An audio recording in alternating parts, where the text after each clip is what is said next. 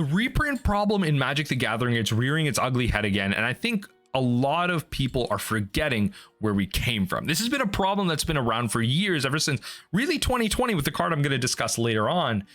And people need to be aware of how Tales of Middle-earth is going to make this problem much worse. Now, this is coming from a tweet from Pleasant Kenobi talking about how the One Ring managed to dodge a ban in Legacy and Modern. Let's be honest, it's not really playable in Legacy. It's fine in a Force of Will format. But there are other cards from Tales of Middle-earth that prove a problem in Legacy. But is the card itself, the One Ring, is it unprintable? Because it's tied to Lord of the Rings, Tales of Middle-earth, and the token estate. Once Wizards stops paying the token estates, once they've met their grounds for how much they can print Lord of the Rings, what is the solution to printing these unprintable cards? Now, this is what I want to talk about in this video. I want to talk about the history of unprintability, unique cards, and some of the solutions that Wizards has proposed and implemented, and how and maybe why not these solutions aren't exactly what we need as a Magic player base for the health of the game long term. Now, the One Ring, that's the card to discuss. The card that, in terms of lore, it makes sense why this card isn't Soul Ring. And I want to say this because there are unique versions of Soul Ring available in the collector boosters for Tales of Middle-earth. And in terms of the lore, for those of you unaware, Sauron, the evil dark lord of Lord of the Rings, made the One Ring. And what he did as a trick to the residents of Middle-earth was create copies of this One Ring, fake copies that he gave to the dwarves, the elves, and the humans, and those are the soul rings. That's why they're not this card. And what he did was the One Ring then controls and sows doubt in the minds of those that wear the One Ring, and ultimately led to the downfall or big war in history of Tales of Middle-earth. And so the One Ring itself becomes this unique card that everyone thought was bad, but then became playable in Modern. It is now in play sets in the decks that play it. There's really powerful mechanic forcing the playability of something like Orcish Bowmasters. Now, Orcish Bowmasters is egregious in itself in Legacy. The fact that this card hasn't been banned yet is absolutely insane. It kills itself and triggers itself off of a format that plays Brainstorm. It's a no-brainer that this card is absolutely taking over the Legacy format. It is rising in price and losing its ability to be accessible. Even though it's played in Legacy, it's still a card that is playable in Modern. And so in one of Magic's most popular formats, how do we address the reprint issue of these cards? Well, even though Orcish Bowmasters is played in 44% of Legacy decks, the top played creature in the Legacy format, Orcish Bowmasters, there are orcs in Magic. There are Bowmasters in Magic as well. And so Sauron's, or I should say Boromir's snipers, don't really have that issue. We could reprint Orcish Bowmasters, I think, relatively well. The problem is the One Ring, there isn't really a plane in Magic that has a problem with One Ring in it. There isn't Ringdium, the plane where everyone has rings and there's one true ring, and there isn't a way to do this. And we didn't do this like other versions of Secret Lair. We didn't do this like the Godzilla cards from Ikoria, where we had Godzilla cards, names of Godzilla characters, but underneath it we had the true Magic card. We didn't do that with the One Ring because we wanted to make it unique. We wanted to make it collectible. And that's exactly what we saw with the one-of-one serialized, written in Sauron's dark tongue. The One Ring sold by Bookshafton to Post Malone. This became the pop culture sensation. We are now the One Ring card game. This is what brought people to look and play Magic the Gathering again. This is what brought a lot of excitement. It sold a lot of packs, and truly because of this card and this printing and how successful this was, that's a whole other video, honestly. Tales of Middle-earth is one of the most, if not the most successful Magic the Gathering set in history. From a marketing perspective, likely from a sales perspective, everything about the game changed because of this set and because of the One Ring. And that's why I think it won't get banned, because it would just be a bad publicity move, especially after people are still thinking about when the One Ring got sold, how it's more expensive than a Black Lotus or a original edition Charizard. It is the most sought after trading card game that is playable. I should say that there are more unique cards, but most sought after trading card that is playable in a format in a card game. And this is where the printability problem becomes worse because of the marketing, because of the availability. We see that the One Ring is slowly approaching that ethereal status of unprintability but then also being playable, how it's collectible but inaccessible. And I think it's worth it to address the fact that there is going to be one more printing of the Lord of the Rings. We are going to get the holiday version of it available on November 3rd, 2023. We are going to get unique cards in this set that weren't originally printed in the original version of Tales of Middle-earth. But then in this set, we see that even in the notes that this does not contain the serialized 1/1 card. Obviously that's been open already, so that makes sense, but it also doesn't include the serialized Elven, Dwarven, and Human Soul Rings that I also mentioned. And that's fine because Soul Ring has been printed into Oblivion. These are collectible versions of it. You don't need this card. You don't need those versions to play Soul Ring. But then the One Ring will eventually reach this status because we don't have a solution necessarily. The 1/1 ring you don't need that. Post Malone can have that.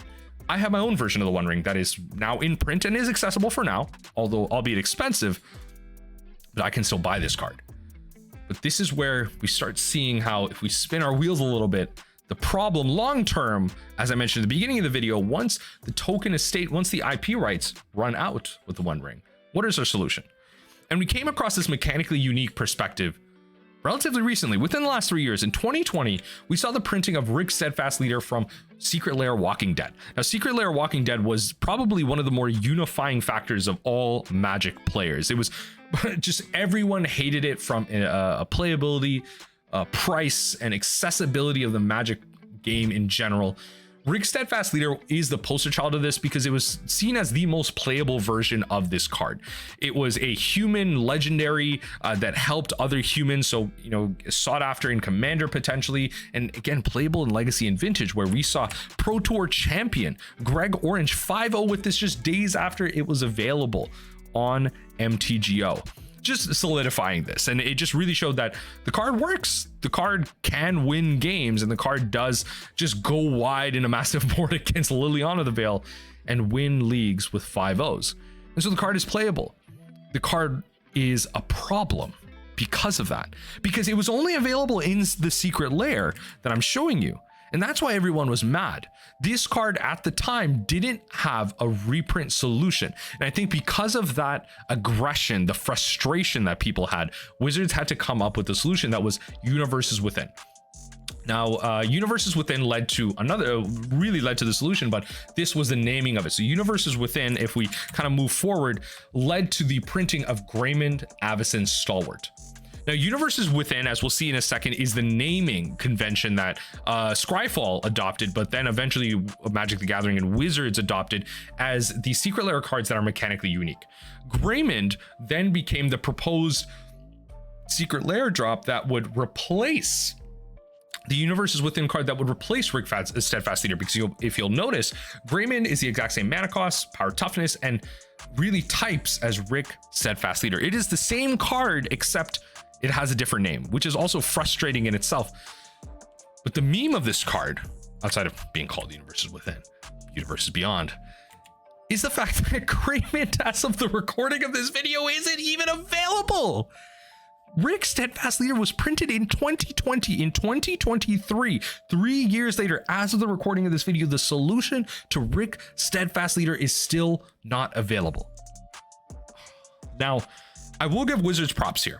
I can't hate them on too much here. I will give them props for printing a card, a version of Rick Steadfast Leader that is reprintable. Now, although this is coming in a Secret Lair, Greymond Avacyn Stalwart, as you can see from the art and the name, is from Avacyn, or a person of Avacyn, but from Innistrad. Innistrad is a set that we visited before, we've returned to, and we will likely return to again, at which point we will likely see the reprint of Greymond Avacyn Stalwart. Now, for lore perspective, maybe not, whatever it is, but it is available to reprint in a return to Innistrad, which is smart. We're going to get copies of this, and at that point, Greymond is solved, Rick Steadfast Leader is solved, Rick Steadfast Leader becomes a collectible version of this card, but Greymond becomes the accessible version of this card. And that's what's important for Magic the Gathering. That's what we need with cards. We need collectability, because it's important for players to know that their cards have value, their cards have power when people see them. Not only are they powerful, but they have power within their price. And people are a fan of that. That's why the reserve list was originally made, and we'll touch on that in a second. But Grayman becomes accessible while Rick stays, well, collectible. And now the list becomes how cards like this are then reprinted. Grayman, to my knowledge, is going to be available in the list, but the list came out of the Universes Within debacle, where within certain booster packs, we are going to see reprint versions of cards that are kind of in the vein of time shifted cards from Time Spiral and the Mystery Booster set, where on the bottom left, you're going to see a little Planeswalker symbol. And this is how we print these unique cards. The problem is the One Ring can't really still be printed in this because it still poses the same problem of the IP rights. Are we allowed to print the One Ring once the printing of the 2 Lord of the Rings sets runs out? We don't know. We honestly don't know. We have not heard from Wizards at all. So it is only safe to assume that we can't. And this is going to be a long-term problem because the list doesn't solve this. And we're going to go through more universes. Doctor Who's coming out, Assassin's Creed, Fallout, Final Fantasy, all these IPs. They're going to provide playable cards for Commander, potentially Legacy, and we're going to see other modern playable sets that are going to be entering the wider pool of playability. Not a lot of people play Legacy. Not a lot of constructed players play Commander, and so these groups are separate in terms of their wants. But once it hits Modern, one of the more popular formats, a Pro Tour format of Magic the Gathering, that's when it becomes a problem. Accessibility isn't just a price thing. It just becomes a print issue. I can't find copies of the One Ring eventually because it won't be printable if Wizards doesn't provide a solution, because the list isn't the solution. Now, the list, I will say, isn't exactly a reserve list. It is an answer to the Universes Beyond cards becoming a second reserve list. The reserve list itself was one of the bigger problems that Magic had, and I will note that at the time it was a valid solution. It was an okay solution, a band-aid solution to the collectability issue of Wizards just reprinting cards into oblivion. People wanted to make sure that their cards are still collectible. Now, though, in the long-term health of the game, it has become a problem. And the list itself, I will give Wizards credit for just being a solution that doesn't create a second reserve list. So fine.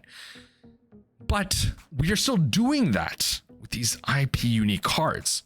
What is the long-term printability of this? Because you didn't make these cards to be like the Godzilla cards that still have alternate printings, that still are just alternate arts and alternate versions with alternate names. This is still a mechanically unique card that is stuck to an IP that we don't have a long-term printing issue to. How many times do I have to say this to get it in people's head that we have a reprint issue? Now, the One Ring I don't have a solution to. Cards like Orcish Bowmasters have a solution, but cards like Gandalf, cards like Sauron, these don't have solutions to them. Eventually, people are going to want to play with Gandalf and Commander, and it just won't be as available, and it'll be a really expensive card. They become like an investment option for people for buying Tales of Middle-earth, because eventually it'll be out of print and unavailable, and people can sell packs of the Tales of Middle-earth for crazy exuberant prices. And that's where I pose to you in the comment section down below, what is your solution to Pleasant Kenobi's tweet? Is the card unprintable? Is this a problem? Am I completely off base and just complaining to all heck again?